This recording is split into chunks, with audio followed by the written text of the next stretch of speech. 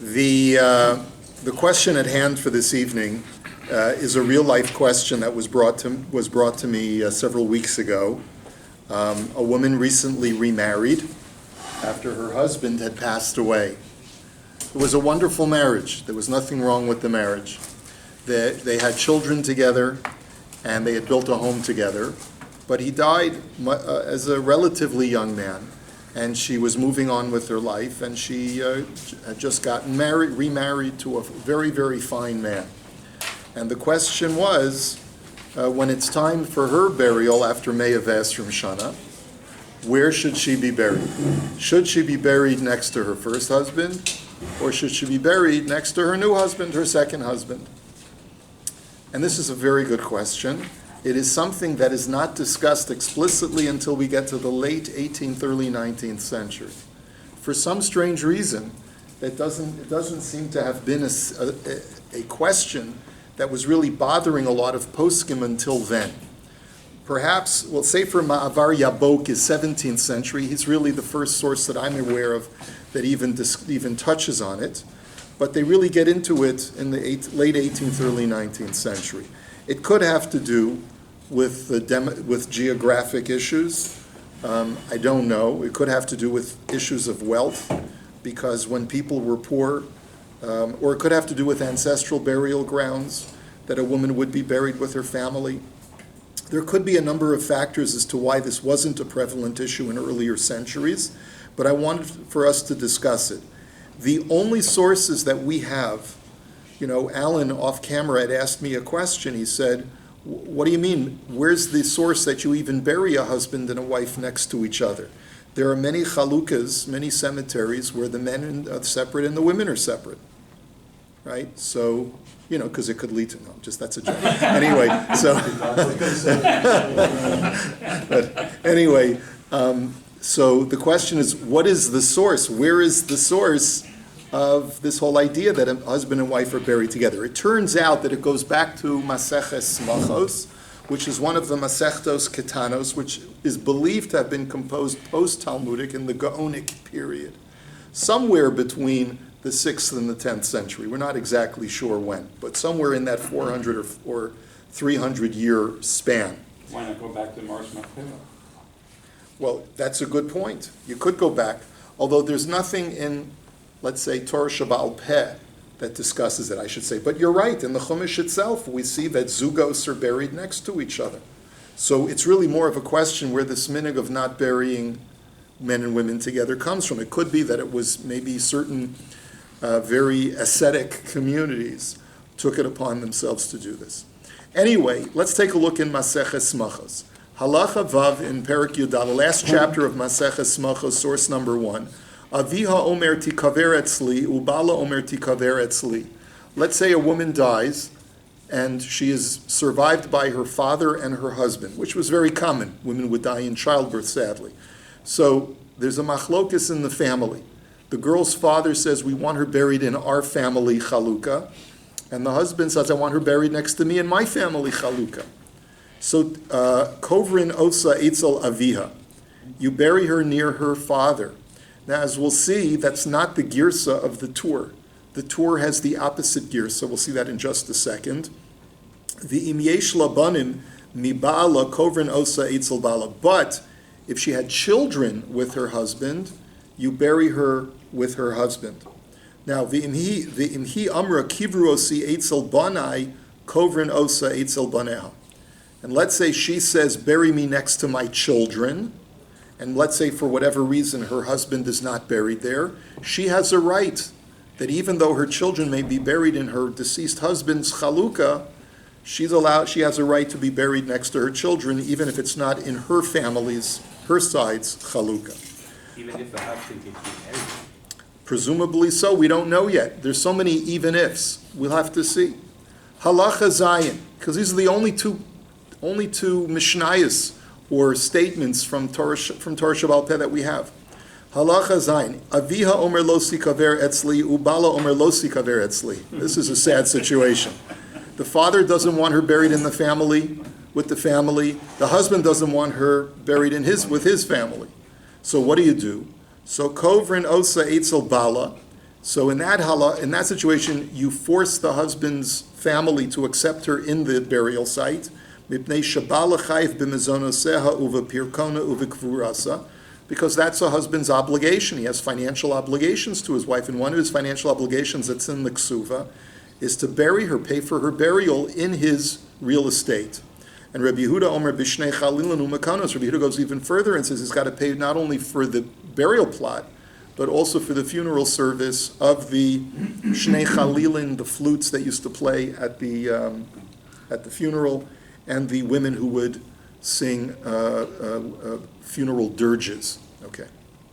The Shulchan Aruch says, Avia Omer Tikaver Etzli, Ubala Omer Tikaver Etzli, Tikaver Etzel Baila. That's a surprising switch, just the opposite of what we read in Maseches Smachos, the Yesh Gors and Tikaver Etzel Avia. So you see that there's a difference in Girsa when we get to the Shulchan Aruch. Vim Yesh Labanim V'Omeres Etzel Banai Kover Nosa Etzel Banai. But if she has children and she says, I want to be buried next to my children, we always bury her with her children. Now, the Aruch HaShulchan just reiterates this halacha. I don't want to spend a lot of time on this specific halacha, but you see very clearly that there is a concern that a woman should be buried either in her parents' ancestral home or her husband's ancestral home. There is such an ancestral plot. There is such a concept, and especially when there are children, there's no question that she should be buried, if that's her wish, to be buried with her children, and certainly if her husband and children are buried together, she should be buried in that plot. Now, we're going to see two pieces tonight which I think are fascinating, and they both deal with the question of a woman who is married more than once, and both husbands die, and then she dies. Next to whom is she buried? So, the first one that we're going to see is the Divrei Shaul Yosef Das, which was written in the 19th century by Harav Yosef Shaul Nathanson, who's a contemporary of the Chasam Sofer. We'll see that very clearly inside. He writes, Achar kama shonim hayali lefi sha'a sefer hanitzachon lahagon mohorenu lipman zal. He says, after a number of years, I was able to get my hands on a medieval sefer called Sefer Hanitzachon, which is published in 1399. I have a little bit of information on the bottom. It was actually written by Rabbi Yom Tov Lipman, who wrote the record of his vikuach with a galach, which was very common in those days. And there's a whole sefer called Sefer HaVikuchim, which records a number of disputations between rabbis and galachim that were staged by the church in order to suppress the Jewish faith. And in this particular sefer, he faced a lot of persecution afterwards, and so did the Jews of Prague. 80 Jews of Prague were killed after the Vikuach, but at least the words were recorded. So he says, I got my hands on this sefer. Shekosav de be'es ha'techiyah, isha shehi niseis bechayeha lakama anoshim ze achar ze, v'yamdu kulam. He writes as follows: if a woman is married to multiple husbands, then at the time of Tchiyas HaMesim, who's going to be her husband? Okay? Who's the lucky guy? So, Shetishoyer Eitzel Baila Ha'acharon. And the answer that he writes is that she will get to be with her last husband. Now, what's the argument? The last husband is the one who is the husband who she is paired with at Tchiyas HaMesim. The one who was b'sher? Listen, you'll see. He says, Ki misas baila harishon doime legerishin, uvegerishin asur lachzur lebaila acharei sheniseis la'acher ayin sham. So his argument is as follows, a very simple argument. We know that there's a halacha that after a couple are divorced, if she remarries, she's never allowed to go back to her first husband. Okay? Now, if a woman was married to husband one, then she's married to husband two, it's irrelevant, according to this argument, whether the first husband's marriage ended through divorce or ended through death.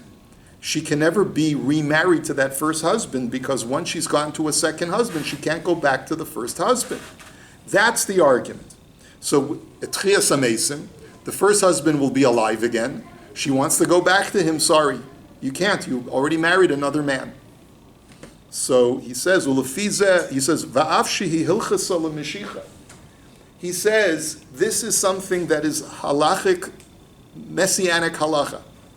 And messianic halacha is not something that we deal with in Bisman Hazeh. You can't necessarily extrapolate messianic halacha to halacha today. But he says, Ulefize midvarav hayamashma, the baila hasheni lomar, yachol lomar, sherotza shetikaver etzlo, shekvar niskarsha mibala harisha. He says, based on what he says, it would seem that if the second husband wants to be buried next to his wife, he has a right to insist. There's been a complete severance. When you married me, it was a complete severance between you and your first husband. And therefore, I am your only husband. And therefore, I have a right to demand that you be buried next to me. That's the argument. But it only works for Grusha, not Almana. No, it works for both Grusha and Almana. His argument is that the whole din of Machzir Grushaso applies equally to an Almana. His argument is, once a woman marries a second man, she can never go back to her first husband. That's the argument of Machzir Grushasa. So it doesn't matter whether the first husband divorced her or the first husband is deceased. There's been a severance through her marriage to the second husband. And therefore, the second husband has a right to say, I don't want you to be buried next to your first husband. You're my wife. You're not connected to him anymore. I would suggest that we hold all our questions because we're going to see a lot of stuff. So let's just wait. So anyway, aval gam devarav lo nihirin, diminole dahava kegerishin leinyan zeb etzarachian. Sort of this is what you're asking, Simi. He says, but who says, mehecha tesi, that the death of the first husband is tantamount to the divorce from the first husband? Maybe the Torah only says that you can't go back to your first husband because he divorced you, and then you got remarried. But maybe if the first husband died, and then you got remarried because there was no first husband anymore, you couldn't be married to him, not that he threw you out or rejected you or rejected each other, but rather you loved each other at the time of the termination of the marriage, mehechatesi, that there should be such a halacha, that you can't go back to the first husband at tchiyas hamesim or to be buried. So therefore, he is disturbed by this line of argumentation, but at least you see that there's two sides to the coin. We're skipping a little bit of the tshuva, he gets into a lot of technical stuff. And then he writes as follows. He writes, "Vishnas Tafresh Yudalid Chafei Tishrei Yom HaYortzeit Shel Hagon HaTzadik Morenu Rav Moshe Sofer Zal." He says it was, if you ever wanted to know what the Yortzeit of the Chassam Sofer is, now you know. It is 25 Tishrei, which is just a few days ago. It was just the Chassam Sofer's Yortzeit, and it was in Tafresh Yudalid, 5614. I don't know what date that is in the secular calendar, if someone wants to calculate it. 5614 minus 3760, if you want to give me the number. Okay, so you'll tell me what year that was. It's sometime in the 19th century. It's the Yortzeit of the Chassam Sofer. Iyanti b'sifra Chassam Sofer litzchus nishmasa. So guess what I was doing? I was learning the sefer of the Chassam Sofer, his tshuvas, to create an Eloi Neshama. That's what you do on someone's Yortzeit. You learn his sefer. So v'ra'isi b'simin shin nun hey, שמפשט פשיטלי, שמפשט פשיטלי, שהנישואין השניים מפקיעין קורבס הראשון לגמרי. He said it was clear, it was obvious to the Chassam Sofer. You got the... I think it's 1853. 1853. The Chassam Sofer was probably nifter, probably the year before. I got 1839. Okay. Okay. So that's when he was nifter, the Chassam Sofer. So this is a few years after he's nifter. Fine. So he says... The Chassam Sofer is of the opinion that it's obvious that once a woman marries her second husband, there is absolutely zero connection to her first husband. Now, you have to keep in mind, though, what is the context of that tshuva? So let's see. He says, "L'fima shekosafti yesh makom lefakfek," but he says, but based on what I wrote, that perhaps there's a difference between if the first husband divorced her versus if he died. Maybe that's not so clear cut.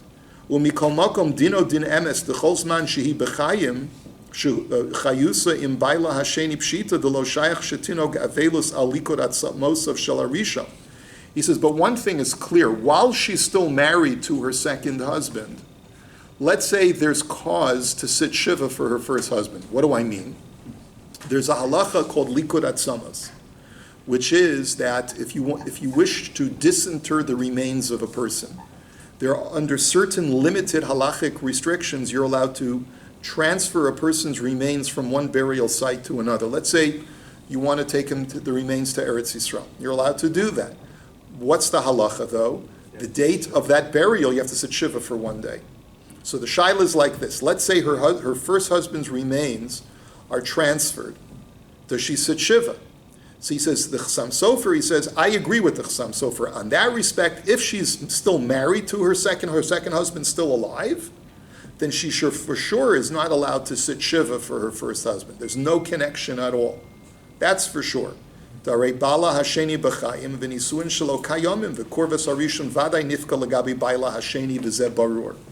says if she's totally married right now to another man, so it's impossible to say that she's in any way related to her first husband while she's married to her second husband. So there's no way that she can sit shiva for her first husband in that sense. Okay, even though the children do sit shiva, she for sure does not. Okay?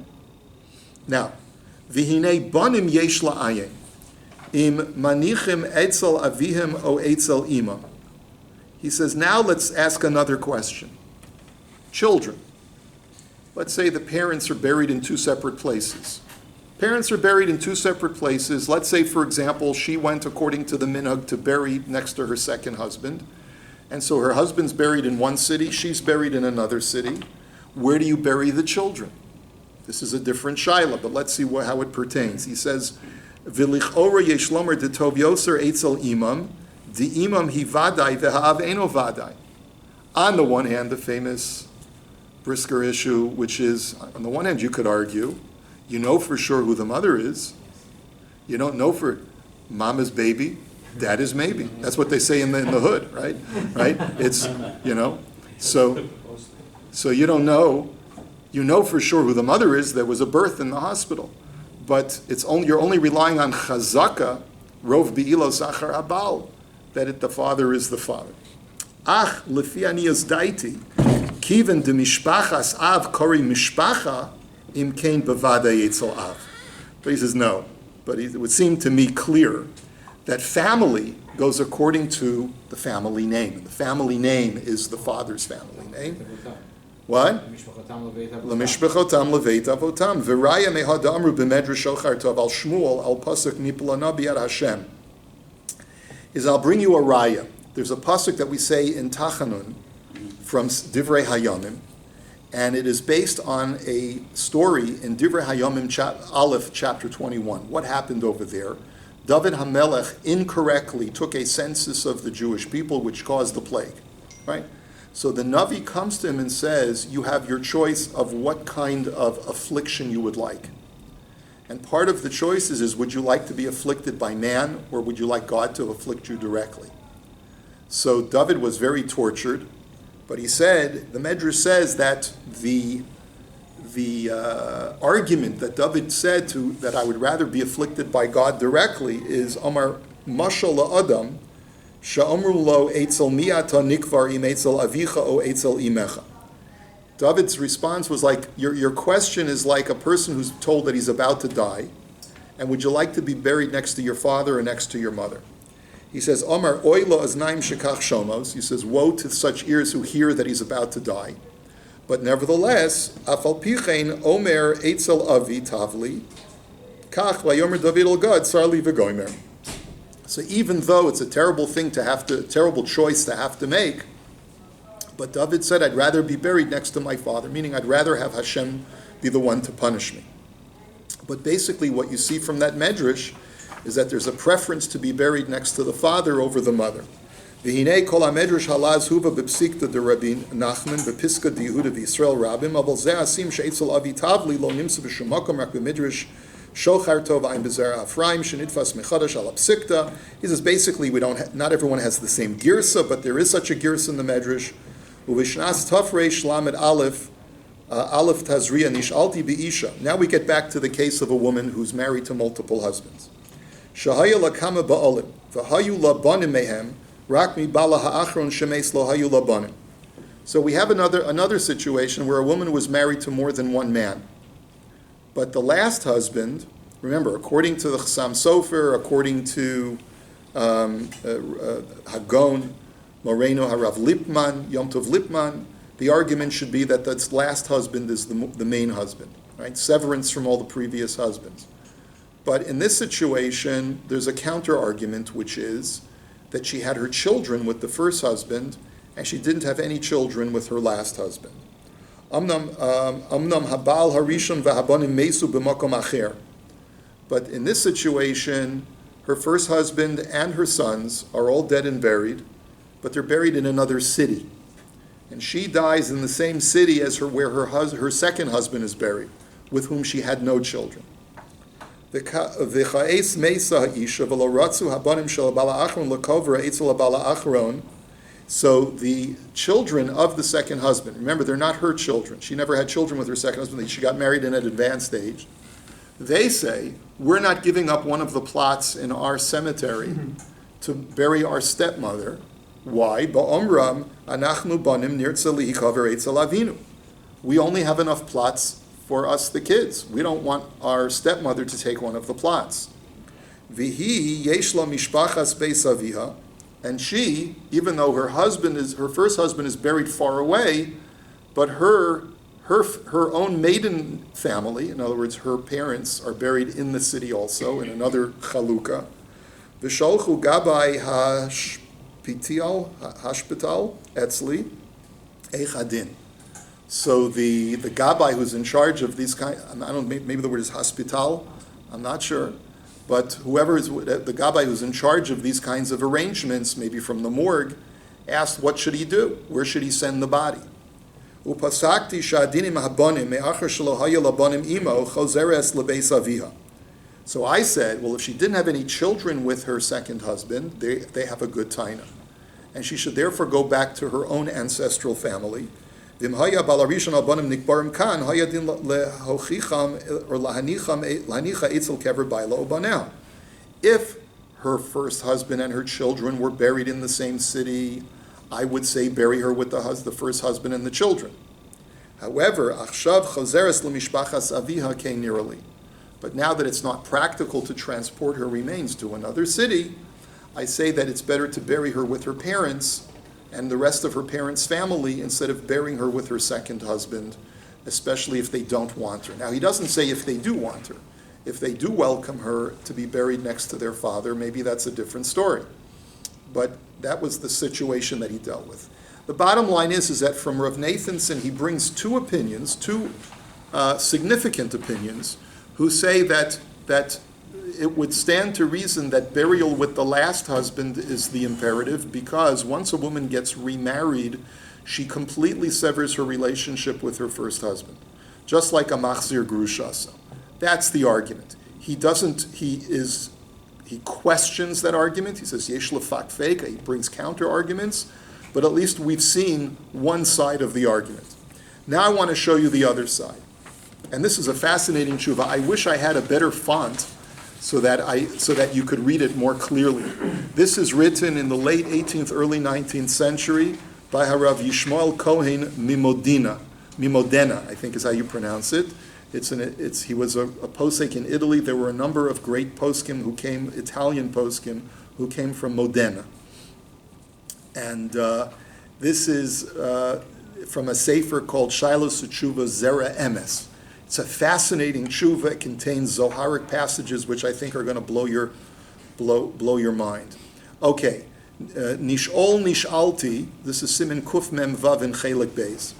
He has asked the following question: Nish'ol Nish'alti v'isha echas almana sheniseis labal sheni v'yesh labanim mishneihem etzel mitov sheti kaver.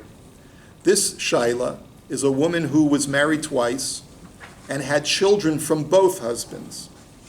Which husband is the preferred husband next to which she should be buried, next to whom she should be buried? Shuva.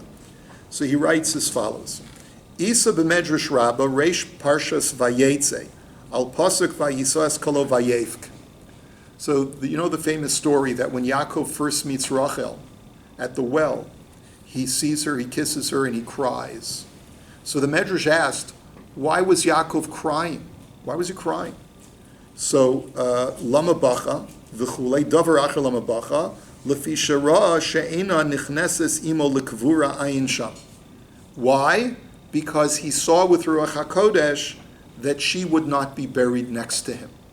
And this is a very powerful source about how it creates nachas ruach to the nifter to be buried next to his wife. Okay? Ayin sham, I don't understand that word. The perish dahani mili debacha lefi sherachel haisa ikar bazugo.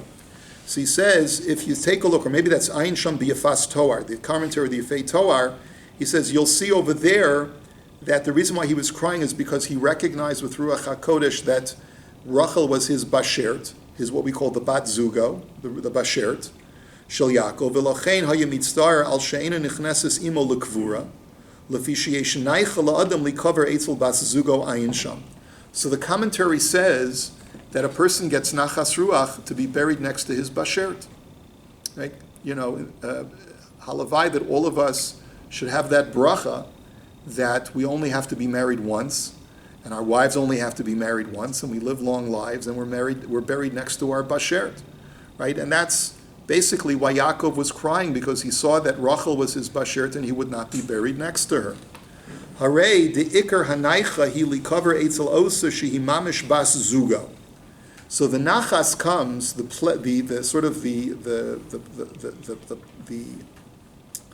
pleasantry comes from knowing that you're buried next to your bashert, not necessarily next to your spouse, because it could be your spouse is not your bashert, but to be buried next to your bashert.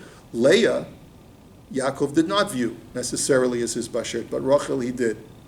So me'ata tzrichim anan lemodoi be'isha hanizkeres b'she'ela shenises l'shnayim ezahu mi ben zuga. So now the question is, which husband is the real bashert?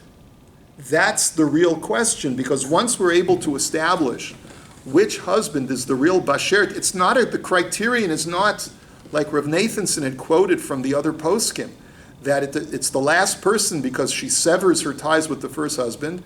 It's based on a metaphysical issue, the spiritual issue of who's the bashert.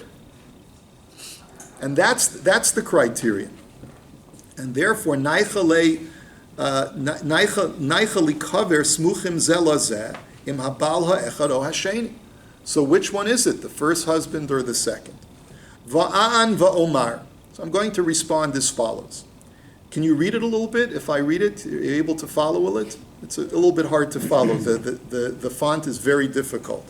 It shows you what the difficulty, like today we're spoiled rotten, right? We have every sefer typeset and computerized. Still some svarim need to be read from the original. He says, I will answer as follows. He says, Dihine yadua maida amrinan bereish perakama desota.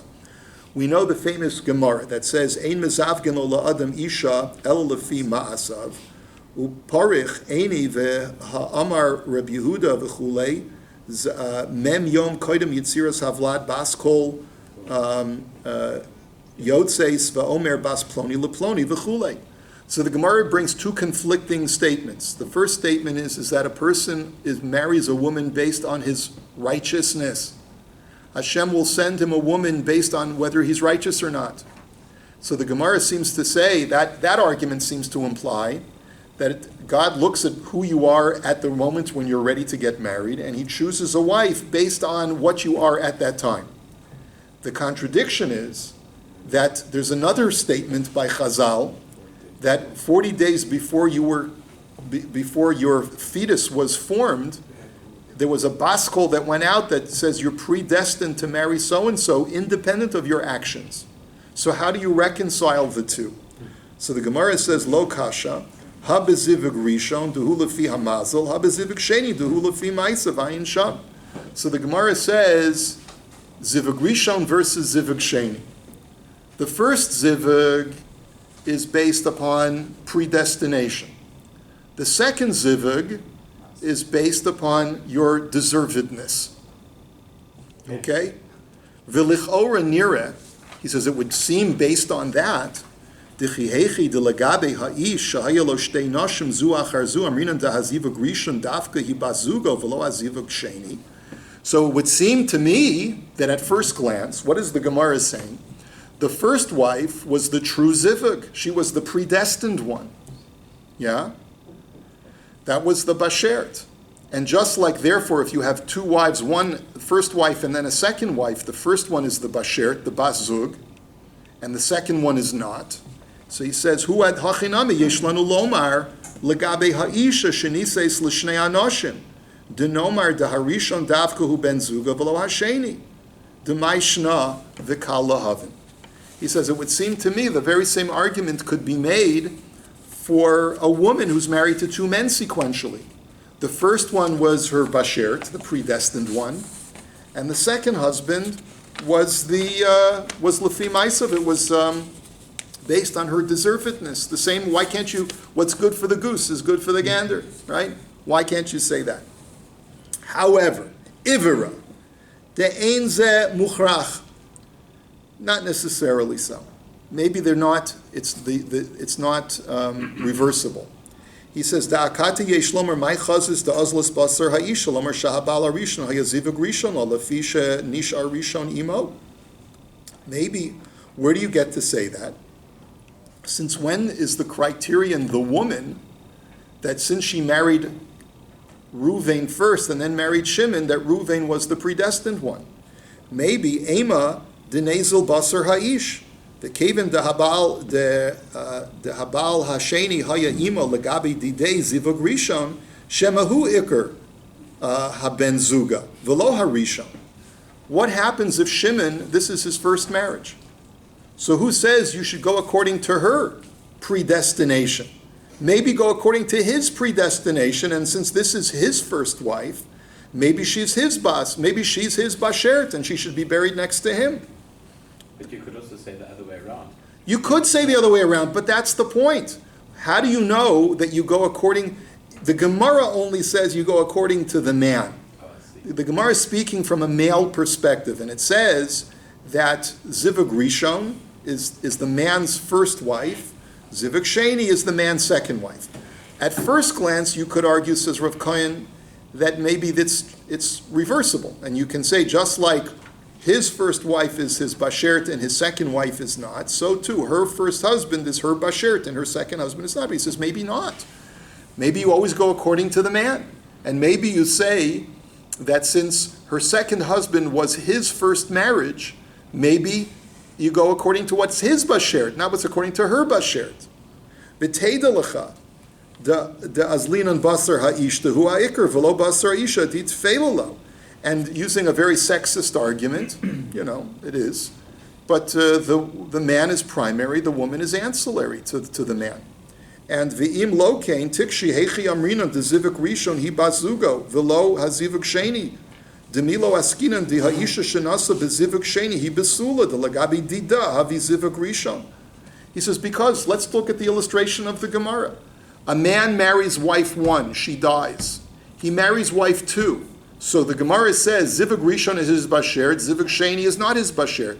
But one second, if you're going to use the woman as just as much of a criterion as the man, maybe his second wife, it's her first marriage. So maybe for her it's the bashert. So what do you see? Ela tzarech lomar, de'ein mashkichan bi'isha ela bi'ishtehu iker. He says, so therefore you see, the man is primary, and whatever is his first is the bashert, whatever is his second is the bashert, but not vice versa. If it's her first or her second, maybe there's no criterion that you can go by. V'im kein benidon didan da'af legabe habal sheni hi haiselo zivug rishon akati leka achreya miu ben zug shalayim bala rishon o sheni. And therefore, in our case, where this woman was married to husband 1, to Ruvain, it was his first marriage, and he died tragically after having a few kids. She marries Shimon, it's his first marriage. There's no way to know who's the bashert in that scenario. Okay? Let's go on. Va'od, and let me go even further. De be'emes kad ma'ayninon shopir mikoach hanal nira de al korchach loimar de mashikasav b'gemara kan bezivik harishon kan bezivik hasheni ein hadivarim kipishtan de lefi pshutan shel dvarim akati Tiksha. He says you can't understand Zivug Rishon and Zivug Sheni as sequential, first wife versus second wife. That's not the pshat in the Gemara. And I'll prove it to you. Because Heichi Amrina de Zivug Rishon hu lefi hamazol, the Zivug Sheni hu lefi ma'asav. He says, how can you say that it's always that the first wife is based on mazel, on predestination, and the second wife is based on deservedness? He says, the imkein manana im nises almana lebachur. What are we going to say if a widow marries a man who's never been married before? He says, Kemo bedidon dedon degam legabe didei hav yehu zivug rishon da'atu afilu she'ihu la shnei ben zug atmaha. He says, what are you going to say, that she has two basherts? How does that work? It's his first marriage. So what does that mean? That she's my zivug rishon? Well, if she's my zivug rishon because she's my first wife, but she was married to another guy, and she was his zivug rishon. So how could she be predestined to two different guys? You understand the question? Yes. So Elet Sorech Lomar Dahapirish Amiti Bazeh Hu Mashakasav Harav Alshich Beparshis Chaye Sarah. He says Mishem Chachmei Ha'emes.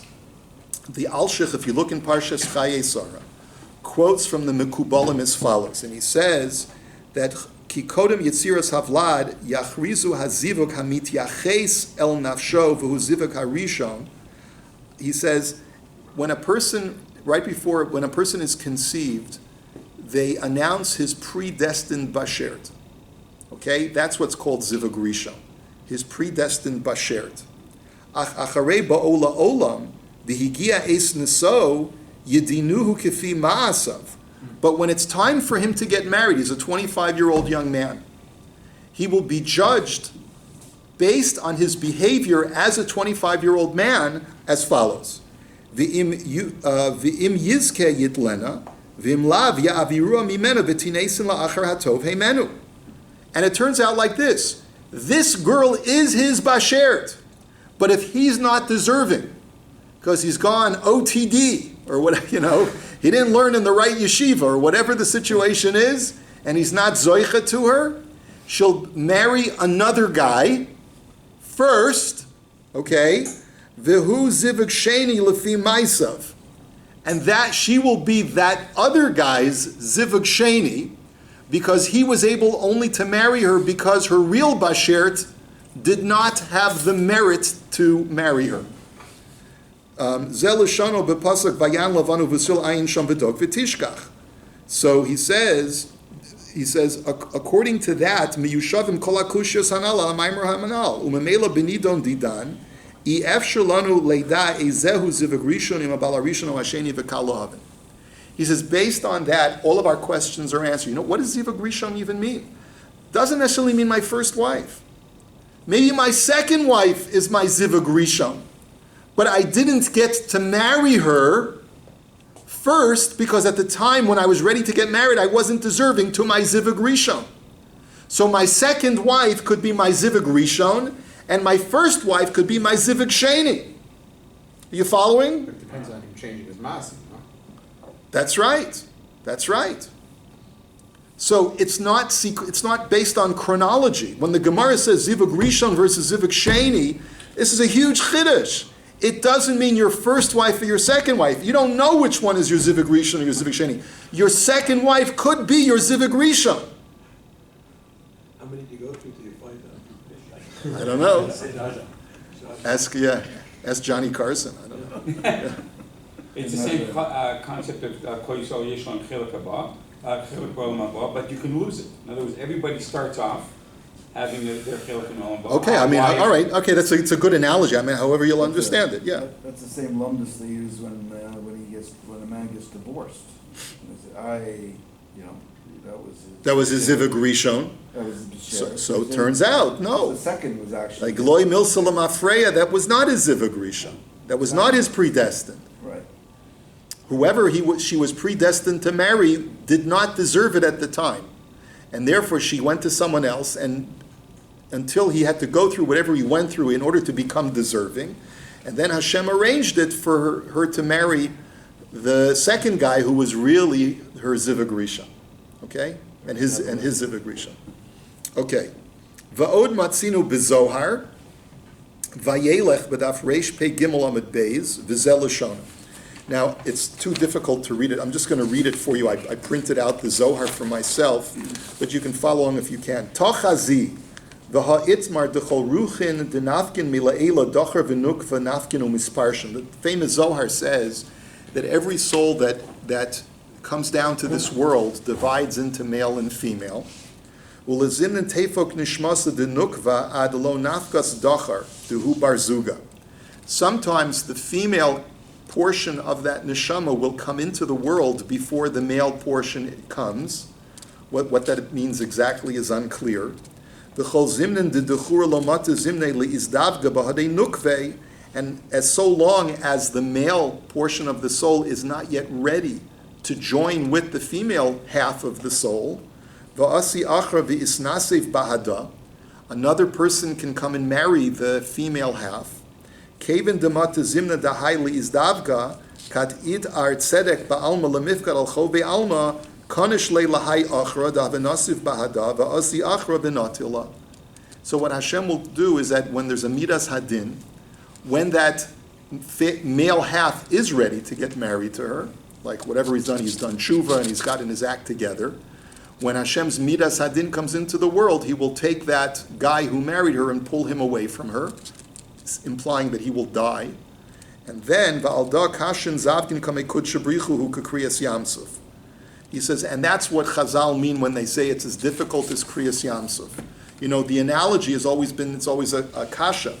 Why are you saying bringing two people together is as difficult as kriyas yamsuf, as splitting the Red Sea? You're bringing people together and you're talking about splitting. So what does it mean? According to the Zohar, what it means is that Hashem has to split. He has to split up the first marriage so that the real Ben Zug, the real Bashert, can go ahead and marry her as the second husband. So that's the way it works according to Rabbi Shmuel Kohen. And then he says, we're going to skip to the next paragraph. Ela shiraisi laharav ma'avar yabok. Now this is also a great Italian rabbi from Modena, from a century before. The Sefer Ma'avar Yabok is all about the laws and the practices of Avelus and Kvura.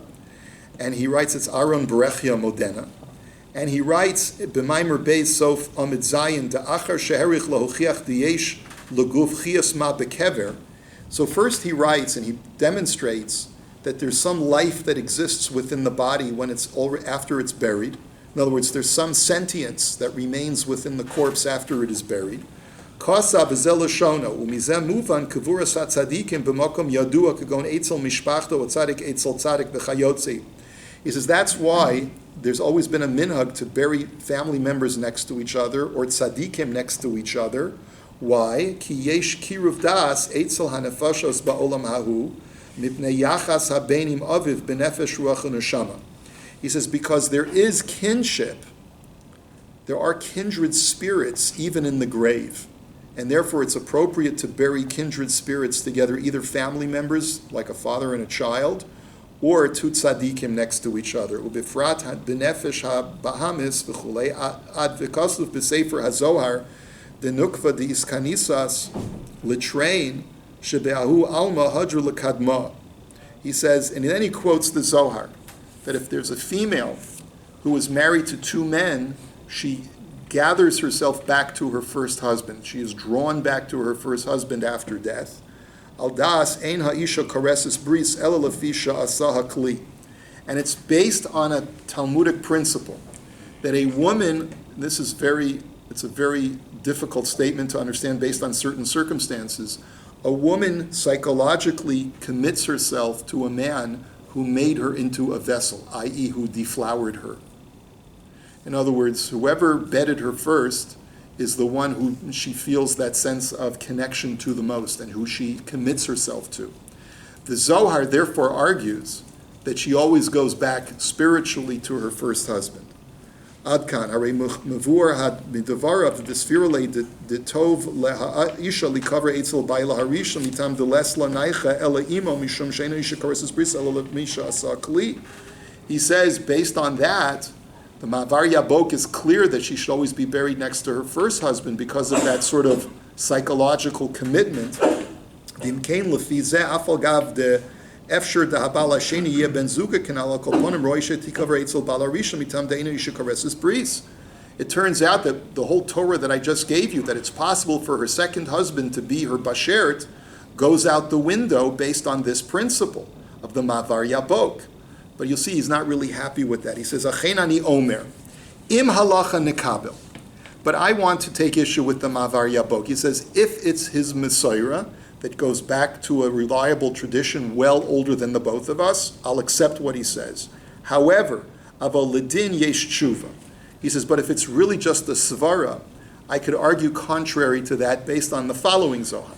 Taharei midivrei hazohar parshas mishpatim daf kuf beis amid aleph nira, Da'atam de'ein ha'isha misyasheves eli im bala harishon, eno mishum de'ein ha'isha kareses bris ela misha asa kli, k'moshe kosav harav.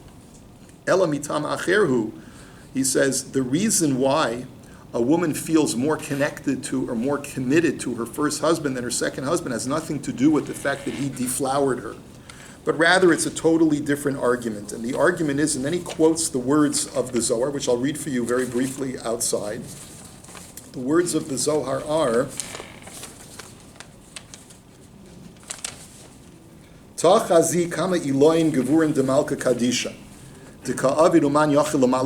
He says, first the Zohar introduces by saying God's acts are amazing. Kadhai bala tinyana asi va'el rucha be'ahu mana be'isha hahi. He says, when a man, when a second husband marries his wife, and his spirit enters into his new wife. In other words, there's a spiritual bond between the second husband and his new wife. Rucha kadma mekatraga b'hai ruach da'ol v'lo isyashven kachada. The spirit of the first husband interferes with the spirit of the second husband, and there can never be any peace. In other words, this woman is going to be spiritually conflicted because she still retains the spirit of her first husband. And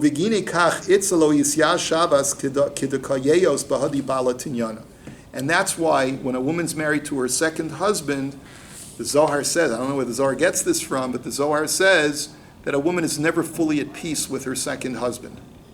Okay? Begain derucha kadma mekashke shaba uchedein ihi dechiras leitadir uvachas alei o isnachas alei the harucha dilei mekashke kasha b'me'eha kichivya umekatriga bahadi ruach achra da'alba mibala tinyana. And the Zohar says is because that spirit of her first husband lingers in her and constantly grinds on her, so that it causes her to cry with conflicting emotions, because she remembers her first husband based on some remnant of his neshama that lingers with her. Okay, Adzman sagi mekatrigin da bida v'yaver da da'olahu da hava kadma da kadma nafik va'azilei. He says until there becomes a war and there's a midas hadin, that's a judgment, and if the second husband is more virtuous than the first husband, right, then he will succeed in knocking out the soul of the first husband from her. But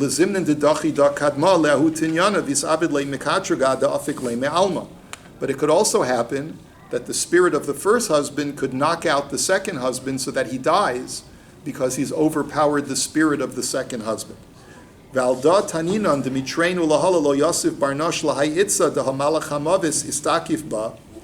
that's the reason for the law of the katlanis, that after a woman has been married twice and has buried two husbands, a third man should not marry her, because once the malach hamavis has frequented her body, so to speak, he's a frequent guest, and therefore you don't want to tempt fate by marrying a woman who's already buried two husbands. That's the opinion of the Zohar. Uvenei alma lo yadin daharucha kevin dista, okay, etc., etc., etc. And therefore, the Zohar concludes by saying, Uman denasiv armalta keman da'ol biyama beruchin takifin below chavlin v'lo yada iyaver bishlamo yitva gav tahomim. If a man marries an almana, he's taking a risk. It's like getting in a boat without oars, because you don't know where the wind is going to take you. It's like going into a windy ocean, a stormy ocean, without any oars to know, or sails to know how to go. Because you're rudderless, you're not going to be able to steer, and you're sort of taking your chances. Anyway, based on that, he wants to argue, V'imkein adayin hadavar shakul v'talui v'omed, da'anan lo yadin ani rucha kadma nafik olo, u'mimela in lilmod mizeh le'inin kvura klal. He says, and therefore there's no way for us to know, based on the Zohar, who really was the successful husband. Was it the first husband's neshama that succeeded, or the second husband's neshama that succeeded? We have no idea.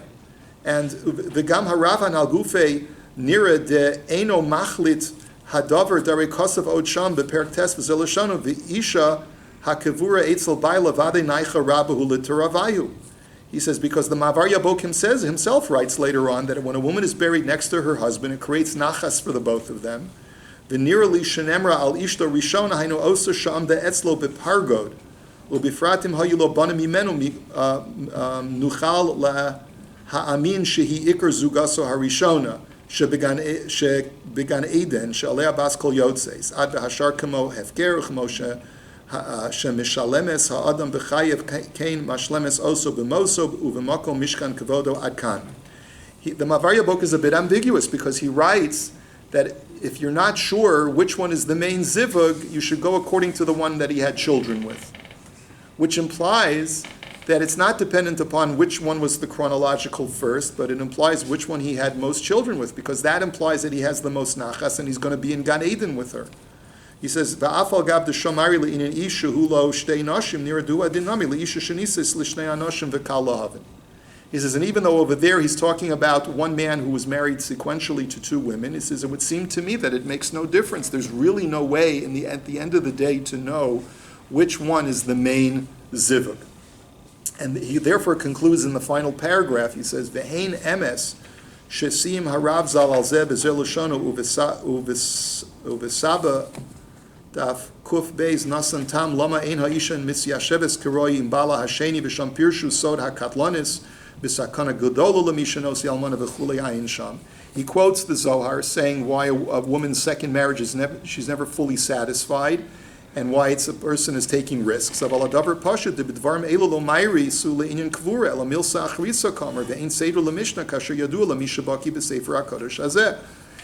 if you know the Sefer Mavar Yabok, you can't make applications from one chapter to the other. And therefore, even though he says that it's dangerous to get married to an almana, but nevertheless that has no bearing on whether or not you should be buried next to your second wife or your first wife. He says, Ba'ofen denira linia daiti denachriya bedavar ela davar toli biritzon li cover etzel misha tirtza.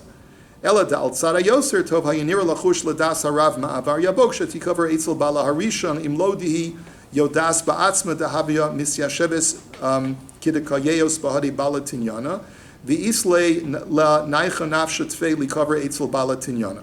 He says, therefore, when all things are equal, I would say, be choshesh for the Mavar Yabok and bury her next to the first husband, because he's the Ben Zug, okay, according to the Mavar Yabok, even though I gave an argument to the contrary. But if you know that the woman had a better relationship with her second husband than with her first husband, and it's clear to everyone that this was really the man that she loved and was really so close with, the second husband, then you bury her next to her second husband. And he says,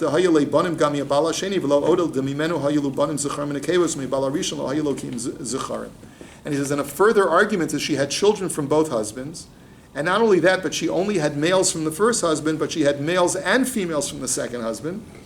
So she fulfilled Pru'urvu with the second, or they fulfilled Pru'urvu together in the second marriage. It therefore makes sense that she should be buried next to the second guy and not the first guy, because in this situation, you know that she was happier in the relationship, or she made that clearly known.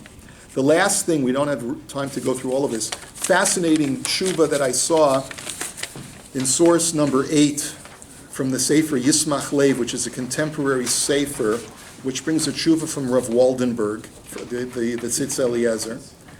And he gives a tshuva of Be'inyan Tam Levishas Kittel Tachas HaChuppah. Why does a chassan wear a kittel under the chuppah? So what's the reason? It's a new Beginning of beginning. Yisa and Kippur. New beginning, purity, okay? It's a new start in life. New start, so Pesach. it represents purity, you're saying. The white It's is a new purity. start. You're starting a new segment. So what does it have to do with the kittel? Kippur, it's white. It's You should Yom be pure Kippur. for this new event. You should go into Okay. a pure heart. So the tshuva starts off with as follows: B'davar im ha'isha nikberes eitzel bala harishon. As far as whether a woman should be buried by her first husband, rotze kvot taraso l'shavos plugta bazeh bein ha'halacha uvein ha'kabbalah.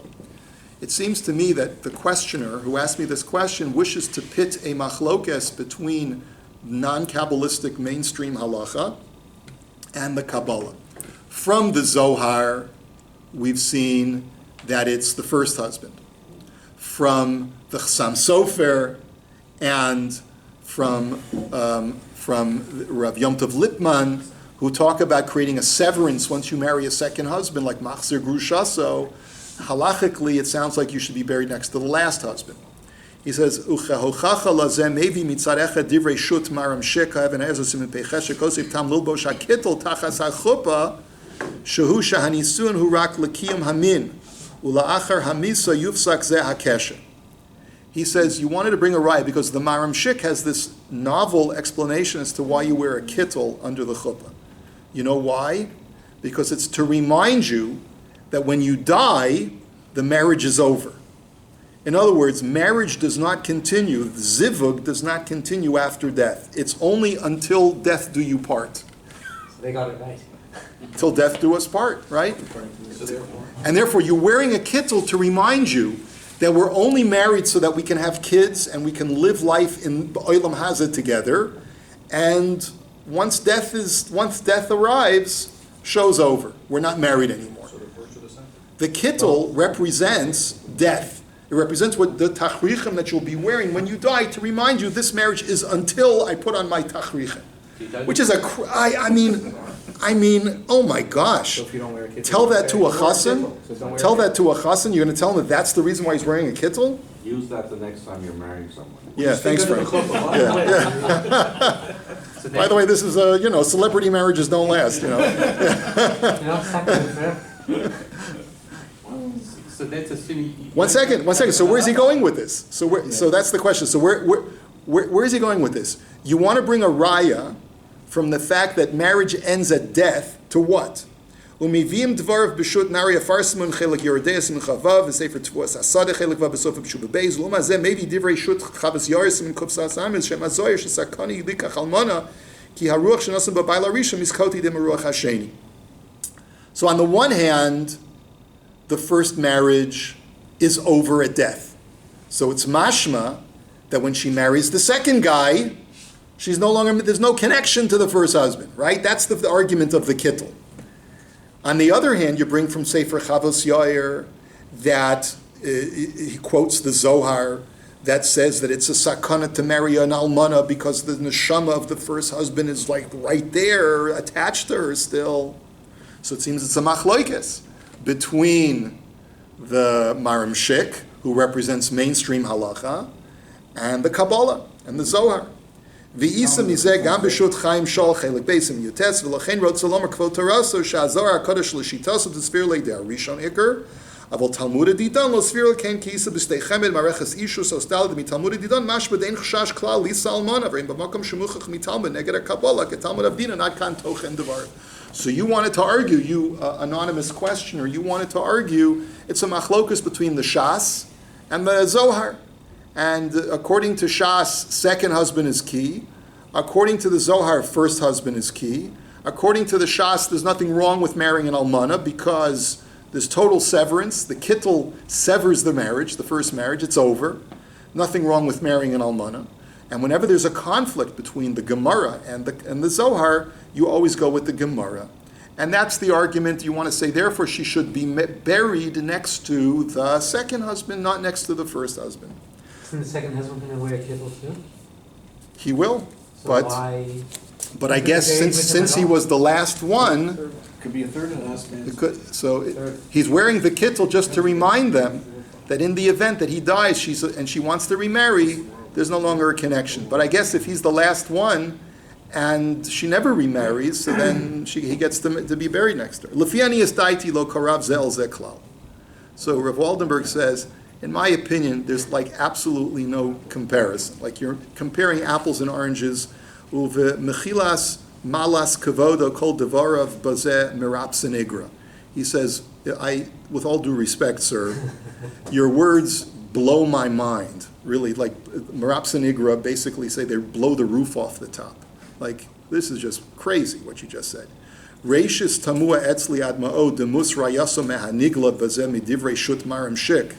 He says, and he goes through a whole bunch of arguments, which we don't have time for, but basically, he says that the bottom line is that you can't bring a proof from that to our discussion over here, and you didn't really quote the Maram Shik properly, and you didn't really quote the Sefer Nariya Farsimon properly, and the bottom line is that you can't infer one from the other.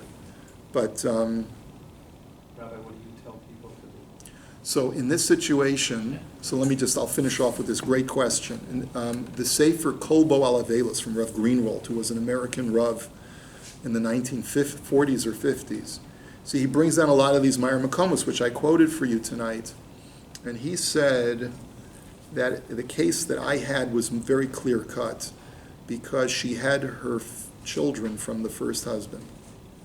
And it was a matter of wanting to be buried next to her children and her first husband. She doesn't have it. She's not going to have. She's too old to have children with her second husband. And so therefore I told her, I said, really, the decision is yours. Really? You really have latitude because it's not clear-cut. But if all things are equal, you should be buried where your children are going to be Is there a buried. minhag of the shul? Not that I'm aware. Not that I'm aware. Isn't this the elephant in the room? And none of these Meforshim or halachos, basically poskim, ask what she wants, other than when it comes to her children. No, Rav Yishmael Cohen at the end of the tshuva said, ask her what she wants. He says there's no clear-cut criterion. There's no way for you to know on a spiritual level who the bas zug is. He says, so if there's no preference for her, she's cool either way. She was a Free spirit, free spirit. so to speak. If the rabbi tells me the first, I'll go. If the rabbi tells me the second, I'll go. He says, if all things are equal, or if we don't know what she wanted, do like the Mavar Yabok, go by the Zivug Rishon, by the first husband. But if she says specifically, I would like to be buried next to my second husband, then of course you listen to her. Yes, Derek. So the days before Rabbeinu Gershom and a man had more than one wife, would he be married next to all of them? Presumably so. Presumably so. Yeah. Would they all be his zivuk or only one? That's a good question. Can a man have more than one zivug? In other words, the Gemara in Sota seems to be talking about sequential marriages. But what about a guy who is married to two women at the same time? Are both his basug? The Medrash having to do with Yaakov and Rachel implies that even when you're married to two women at a time, only one of them is your basug, is your predestined one. Don't know. Okay. Have a good night.